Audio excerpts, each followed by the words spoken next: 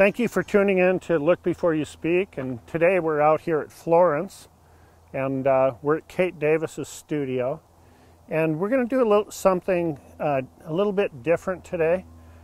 Kate has spent some time with us pulling a print in our last program, and for this program we're going to spend a little bit of time just looking at her sculptures. She's talked a little bit about them, but I just want to take some time and take some still images, and that the images remain on the pieces for a while in silence so we can look and begin to understand how she's constructed these. I want you to pay particular attention to the artist's understanding of bird anatomy. And we see this in Kate's drawing, but you'll see this in the sculpture as well. She's cut out these feathers individually, and she's out of steel or stainless steel, and she's welded and assembled these things together, and they're really remarkable compositions. So, but remember, again, let's set our judgments about art aside and just seek to understand what's inside of an artist and motivates them to construct these sculptures. And please enjoy them. They're really remarkable pieces. What kind of hawk is it? It's a peregrine. I'll show you. Oh, okay. I'll show you. One sec. Yeah, so I took Sibley, the peregrine, over there. I did this etching many years ago of a peregrine, and I made this thing. And I took my bird, put her on this perch, and then we made that, Bill and I. So how long ago was that? You were working with Bill? 2000. 2000. 2002 or something. Is that what it was? Yeah. Yeah, and he said, wow, you're a natural. Well, it's because the bird is exactly, the bones and everything are inside exactly as if it were a mounted bird from taxidermy. Yeah, and that's your clear understanding of the anatomy of a bird, and okay. Boy, that's here's a raven right here. And then also Bill was welding at the same time. We were just tag teaming. He was like, "Here, make this. This is filthy." Yeah. And then I made that, and then I used to go over there every Tuesday in Drummond at 10 o'clock, weld for 2 hours, have another hour lunch, weld for another 2 hours, and about the fifth time or so. 8th time, I just started welding at home, transferred the garage into a studio, started making these, and Bill's welds show. They're on the outside. By the time I did this raven, I said, boy, I'm putting the welds on the inside. They are ugly. Ugly. Yeah. Yeah. Well, I think that goes along with the way that you work, like your care for each of the lines and paying attention to each of the lines. And no, they're haphazard and sloppy. And so this is a raven. That's a raven. And then so this came like later, much later? About 2 years, and I had a raven that was a pet raven at the time, Danica. I got a picture of her standing there in that same pose. Wow. Here, And I love the anatomy on this. I think, they just have such unusual beaks. Yeah. Yeah, and then my buddy Hans Peters, he was helping me, my painter buddy, he was giving me advice. So anyway, well, let's go look at some other ones. Yeah, let's go look at some other sculptures. What about this piece? That's what I was going to say. Just if you This piece. That's a peregrine. Just so aerodynamic. Fastest bird in the world. It is? Yeah, peregrine falcon.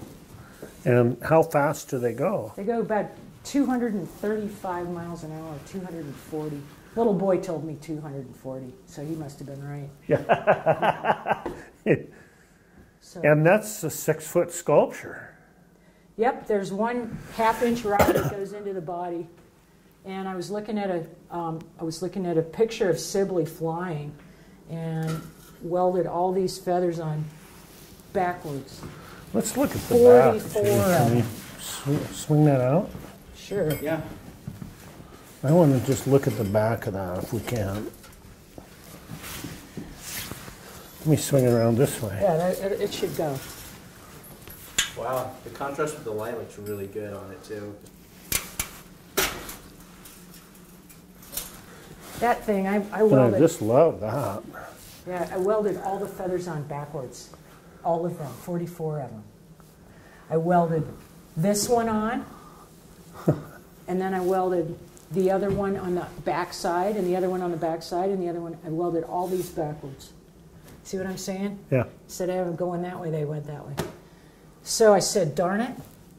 I got my reference out and looked at it. You're the only one that's noticing. Oh, God, no. It's just glaring.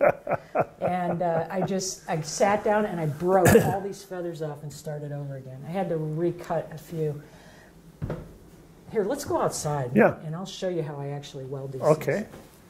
Hey, cool. I don't sell them, I just do them for fun. So these are the Yardot.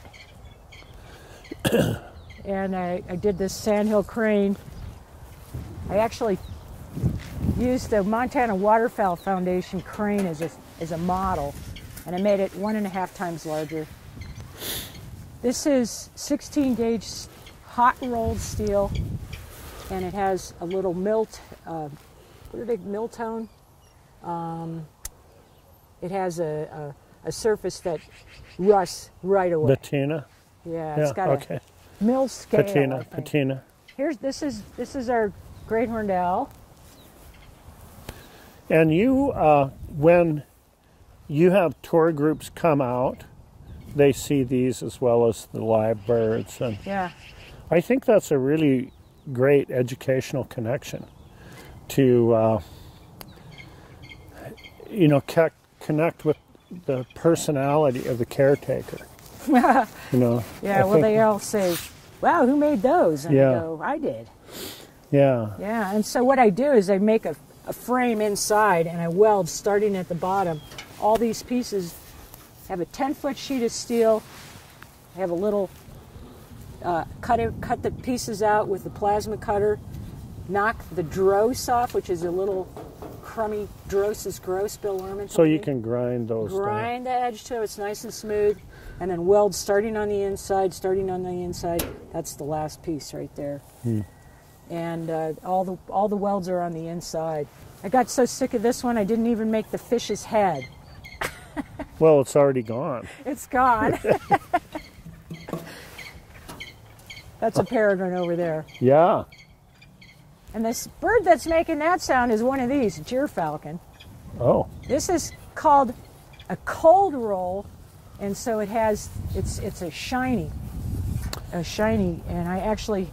this is a gyrfalcon. This section here took me a couple days to figure out how to do. And then this is the last piece, and it's bondoed on there. Boy, this back is just absolutely this. I said after I made This that is red tail, I gorgeous. said, I am not making feathers again. I make this thing, every single feather. So the program that's coming out next week will be photographing your birds. So I don't want to spend any time with the birds. but No, I wouldn't. Definitely want to spend some time with. Is this sculpture yours? No, I bought that. You did. Yeah. Okay. I bought that. It was at Karis Nursery. And I told my husband, Tom, I said, I bought a sculpture. And we went the next day, and he goes, you told me it was $300. This one says $600. This is really great. Actually, I hit this with about 6 layers of clear, hoping it would not rust. And now that it is, I don't mind. Yeah. Because it's a white gyrfalcon. Yeah. And so you got to see them in all seasons out here with the snow on them. Oh man, these were almost buried this winter. It was amazing. And then the red-tailed hawk over here. Yeah, this one I did a pen and ink. Remember the first pen and ink I showed you that I did back right out of high school? Well, there it is in a sculpture. What did the pen and ink have in it? A rattlesnake. By the time I got done with this, I said, I am not making any darn rattlesnake. I'm done. It takes about 2 months. And it's just cutting, grinding, welding. But you have So to figure all this stuff out. the way that you see art in your life is, yes, it can generate some income, but it's primarily therapeutic, or Yeah, it is. it's a way of coping with your passion for this and kind of moving forward in your dialogue with all of it in life. I get obsessed. Yeah. And now it's the etching. And at this point, I was working until I heard BBC World Service come on the radio. What time is that? 5 in the morning? Yeah. On public radio. Yeah. Something. I was out there all night, and I was obsessed, and I finally, Bill always said, "Hey, what you gonna make next?" Yeah. That's the penguin we're gonna see in a second. Okay. It's, but I just want to get to this thing of, here you have this real technical and scientific background with your understanding of caring for live birds, and you've been able to bring it together, both science and art together, in being able to express yourself in your passion for birds. I lucked out. Yeah. Yeah. And it's not everyone that's able to bring those things together, even though I think science and art are a lot alike. You know, they're like this. But not everyone is able to do that. It's sort of my impression of what the bird looks like. These are Yeah. not anatomically Right. even close. But your understanding, it's like the poet writing about love, you know. It's like they're going to take the metaphor and stretch it and make it, you know, more than it is, you know, so. Well, I'm really lucky I get to work at home. Yeah, that's great. Printmaking, welding, and my photography I do every day. And we're going to look at another sculpture Yeah. here, the penguin. See, a penguin. I have a ladder right here that I photographed the hummingbirds that are here. Oh, Yeah. how do you do that? You I get put the ladder right here, and I put a sandbag on the top, and I put a 500 millimeter lens on the sandbag.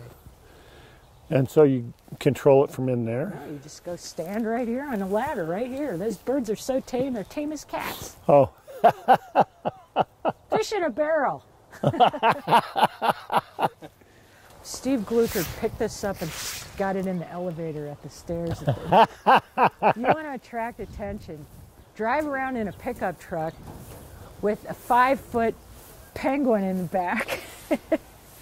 You see a lot of cell phones. But Bill and I, everyone always asks us, what are you going to make next? And so I said, how about a penguin as a joke? And the next thing you know, he and I, on your mark, get set, go, 5-foot penguins. a ringneck. That is stainless on the neck, so it won't. You wouldn't rust. need like a necktie there. That would be funny. That would be funny. Oh, that's beautiful. Yeah.